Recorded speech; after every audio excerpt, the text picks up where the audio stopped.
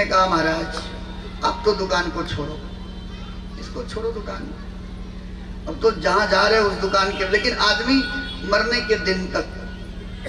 एक आपको और कहानी सुनाते हैं। एक साहूकार अपने दुकान में पेंटिंग करवा रहा था। तो दुकान में पेंटिंग करवाता तो पेंटिंग करने वालों से बोला कि ऐसा पेंटिंग करो कि 7 जन्म तक एकदम मकान चमकता है। देखो आदमी कहां कहां तक सोच लेता है, 7 जन्म तक। एक जन्म में 24 घंटा में 24 बार लड़ाई होती है, लेकिन गाना गाएंगे, छोड़ेंगे ना हम तेरा साथ साथी मरते दम तक, जन्म जन्म तक, 7 जन्म तक, 100 जन्म तक। क्या एक तो ठीक से बिता लो, आगे छोड़ो, भगवान कुछ व्यवस्था करेंगे तुम्हारे लिए। कहाँ इसी के साथ जान देने जा रहे हैं, मिलेंगे आगे अच्छा मिलेगा। कर्मानुगो गच्छति जीव एक पत्नी गृहद्वार, पत्नी दरवाजे से बाहर नहीं साथ देगी। जो कहीं 100 जन्म का गाना मत बनाओ। शेर जी ने कहा 7 जन्म तक ये मकान चमकता रहेगा। एक फकीर सामने से गुजरा, बड़ा जोर से ताली पीट के हंसा। संजोग से दोपहर को भी फकीर उसी रास्ते से जा रहा था। शेर जी धूप सेक रहे थे, ठंडी का दिन था, और अपने बेटे को लेकर के खूब प्रेम से, राजा मेरा मुन्ना, मेरा ये मेरा वो, दुनिया भर का उसको खूब प्रेम, उसके साथ प्रेम दुलार कर रहे थे। फकीर फिर जोर से हंसा। शाम हो गई, शाम को वही फकीर फिर सामने गुजरा तो देखा कि सेठ जी के दुकान में एक बकरा खड़ा है, कसाई भी साथ में खड़ा है। कसाई कह रहा है कि 500 रुपए दे दो, बकरा छोड़ दूंगा। सेठ जी कह रहे हैं 200 रुपया दूंगा, छोड़ दो। कसाई बोला महाराज 400 का खरीदा हूं, 100 रुपया नफा दे दो, छोड़ दूंगा। सेठ जी ने कहा कि मैं 2 से ऊपर नहीं दे सकता। बकरा कातर दृष्टि से सेठ जी का मुंह देख रहा है, बेचारा बन के बकरा देख रहा है। कसाई कहा अच्छा छोड़ो, आपकी इच्छा है तो हम 400 दे दो, जितना लगाए हैं उतना ही दे दो, हम अभी छोड़ देंगे इसको। सेठ जी ने कहा ना, 200 से ऊपर नहीं दूंगा। कसाई बकरे को खींच के ले गया, बगल में ही दुकान थी, टुकड़े टुकड़े करके उसको बेचने लगा। फकीर फिर बहुत जोर से हंसा। अब सेठ को बड़ा बुरा लगा कि जब दुकान से गुजरा तब हंस रहा है। बोला इसको पकड़ के लाए गए फकीर। जो इतना तेज हाथ, आवाज कम नहीं होना चाहिए, इसको करो। एक बार माइंड सेट हो जाता है हमारा।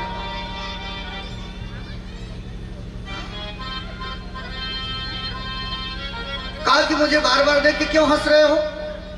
जब मेरी दुकान से 3 बार गए, फकीर अभी भी हंस रहा था। बोला नहीं छोड़ो सेठ जी, जाओ, शाम हो रही है, दुकान बढ़ाओ, घर जाओ, खाओ पियो, आनंद करो। हम तो फकीर आदमी हैं, हंसने पर तुम्हारी कोई जुर्माना लगेगा क्या? कोई मुकदमा करोगे? बोले बताना तो पड़ेगा। बोले बता देंगे बेटा तो रात को नींद नहीं आएगी, मत पूछो। बोले नहीं पूछना पड़ेगा, बताओ। तो कहा 3 बार हंसा हूं। 3 बार का बताऊं कि कई बार का? बोले 3 बार का। तो बोले पहली बार इसलिए हंसा कि तब तू बोल रहा था कि 7 जन्म तक ये रंग नहीं छूटना चाहिए, तो हंसी मुझे इसलिए आई कि तेरी आयु केवल 7 दिन बची है। अब सेठ सावधान हो गए, कुर्सी से उतर के जमीन पे बैठे। कोई संत हो, कोई महात्मा हो, भगवान की कथा हो, कुर्सी पे बैठ के नहीं सुनते हैं। अगर आप शरीर माध्यम खलु धर्म साधनम आपत्ति काले मर्यादा नास्ति, अगर आपका शरीर साथ नहीं दे रहा है, आपके पैर साथ नहीं दे रहे हैं, तो श्रीमद् भागवत के महात्म के 7वें अध्याय में लिखा है कि आप कुर्सी पे बैठ सकते हो, आप लेट के सुन सकते हो, आप जैसे भी सुन सकते हो, लेकिन आपका अगर शरीर स्वास्थ्य ठीक है तो ये कुर्सी बड़ी खतरनाक चीज है। आज की कथा भी कुर्सी से ही शुरू होगी। राजा ने सिंहासन देना चाहा और फिर यहीं तो सब गड़बड़ होता है। इसलिए अगर आप ठीक हैं तो कुर्सी से उतर के नीचे बैठ जाएं, कोई बेइज्जती नहीं होगी। अगर हमें इतने लोगों को सुनाना नहीं होता तो हम भी वहीं बैठ के सुनाते आपके बीच में। ये व्यास गद्दी है, मेरी गद्दी नहीं है ये। और आपके नीचे बैठने से मेरा क्या लाभ होगा? मेरा लाभ नहीं होगा। आपके ही आस पड़ोस के लोग जो सच में बैठ नहीं पाते हैं, सच में जिनकी आवश्यकता है, जो उसके निडी हैं, उनके लिए वो काम आ जाएगा, तो मेरा कोई लाभ नहीं है। तो आपके आसपास जो बैठ नहीं पा रहे हैं, वो परेशान हैं, वो जमीन पे नहीं बैठ पाते हैं, पैरों में दर्द होता है, तो जो आराम से बैठ सकता है वो जमीन पे सुने। और कथा सुनने का आनंद भी है। और अब तो संबंध जुड़ा है शर्मा जी, कभी शिव पुराण भी सुनाएंगे और उसमें सारी विधियां बताई गई है कि जमीन पे बैठ के सुनने पर अगला जन्म क्या मिलता है, और कुर्सी पर बैठ के सुनने पर अगर ठीक हो तब। भगवान के यहाँ छल नहीं चलेगा। स्वास्थ्य ठीक है और फिर भी कुर्सी लेके बैठा है तो अगला जन्म क्या होगा, ये बात जब शिव पुराण की कथा करेंगे तब आपको सुनाएंगे। उसमें सारी बात लिखी है। बोलो जय सीताराम, जोर से बोलो। हम बोलते हैं बोलो जय सीताराम तो हाथ उठा के बस काम खत्म। क्या है, आलस हो गया आप लोग। सेठ ने कहा कि दोबारा क्यों हंसे महाराज जी? अब उतर के बैठ गया जमीन पर। महाराज दोबारा? बोले दोबारा अपने बेटे को बहुत प्रेम कर रहा था ना, वो तेरा दुश्मन है, वो तेरा शत्रु है, तेरा बेटा बन के आया है। महाभारत की कथा आप सुने होंगे, जब गांधारी ने कहा कन्हैया मैं 100 जन्मों को देख रही हूं, मैंने कोई ऐसा पाप नहीं किया कि मेरे 100 बेटे मारे गए। ठाकुर जी ने कहा बुआ तू 100 जन्म देख रही, मैं उसके पार भी देख रहा हूं। तो इसके पार 100 जन्म के पहले तू राजकुमारी थी, शिरोवेदन हो रहा था, तुमको सिर में दर्द हो रहा था, तूने वैद्य से कहा कि मुझे दवा बनाइए। वैद्य ने कहा 100 कीड़ों को मार करके, केचुओं को मार करके दवा बनेगी। महारानी राजकुमारी अगर आप आदेश करें तो बनेगी, क्योंकि पाप आपको लगेगा। तुमने कहा कि मार के बनाओ, मुझे दर्द हो रहा है। तूने अपने सुख के लिए उन 100 जीवों की हत्या करवा दी। वही तू परम शिव भक्तनी थी, वो साहस नहीं कर पाए कि तुमसे अपनी शत्रुता निकालें, शत्रु बन के आए, तो अंत में हार गए तो तेरा पुत्र बन के आए। और देखो 100 के 100 तुझे जीवित छोड़ के मर के चले गए। उनको तो अपना योनि मिल गया, दुख तुम्हें हो रहा है।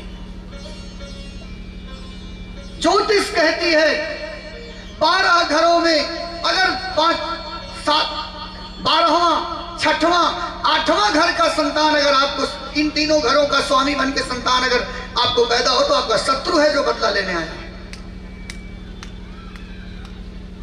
ज्योतिष के 12 घरों का 5वां होगा तो आपसे भी ज्ञानी होगा, आपकी बात नहीं मानेगा, वो अपने मन की करेगा लेकिन सही करेगा। आप गलत कहोगे तब भी नहीं मानेगा। 11वां घर का होगा, 10वां घर का होगा, आपकी खूब सेवा करेगा, खूब मान यश कीर्ति बढ़ाएगा। ऐसे ये सब वैज्ञानिक चीजें हैं। कहा यह पुत्र तेरा शत्रु है, तेरे पीढ़ियों से पुरखों की कमाई हुई सारी संपत्ति तेरे मरने के बाद वेश्यावृत्ति में, जुआ खेलने में, मद्यपान करने में सब बेच के बर्बाद कर डालेगा। ये अपना बदला लेगा तुमसे। बोले महाराज तीसरी बार? बोले तीसरी बार का थोड़ा बड़ा दर्दनाक है। बोले क्या? अब बताएं, जब 2 बार सुन लिया तो। बोले तीसरी बार वो बकरा तेरे पिताजी थे, जैसे ही तुझे देखे पहचान गए, भूल गए कि मैं बकरा हो चुका हूं। कसाई का हाथ छुड़ा के तेरे पास चले आए, कातर दृष्टि से तुम्हें देख रहे थे। 400 रुपए के लिए तूने जिनकी कमाई हुई सारी संपदा पर तो सुख भोग रहा है, तो तेरे लिए दिन रात जोड़ के जो सब कुछ संपत्ति इकट्ठा किए थे, उस पिता को तूने 400 रुपए के लिए टुकड़े टुकड़े कट जाने के लिए कसाई को दे दिया। आपके आसपास की घटनाएं आपको पता नहीं चलती, आप अपने मन की करते हो, वो चलती नहीं है पता। इसलिए जब तक जीवन है अपने मति को परमात्मा में लगाओ।